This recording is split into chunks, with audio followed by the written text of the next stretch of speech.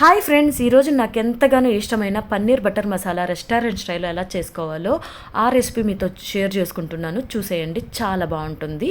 ఒక ప్యాన్ తీసుకొని నెయ్యి వేసి జీడిపప్పులు ఆనియన్స్ వేసి బాగా ఎర్రగా అయ్యేంతవరకు ఫ్రై చేసుకోవాలి.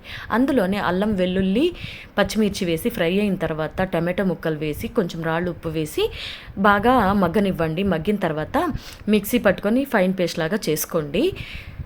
ఇప్పుడు అదే ప్యాన్లో బటర్ వేసుకొని గ్రైండ్ చేసిన పేస్ట్ వేసుకొని గీ సపరేట్ అయ్యేంత వరకు ఉడికించుకోవాలి. అందులోనే ఒక 2 స్పూన్స్ పన్నీర్ మసాలా వేసి బాగా ఫ్రై చేసుకోవాలి. ఇప్పుడు పన్నీర్ ముక్కలు వేసి గ్రేవీకి కావలసినంత వాటర్ పోసుకొని బాగా కలుపుకోవాలి.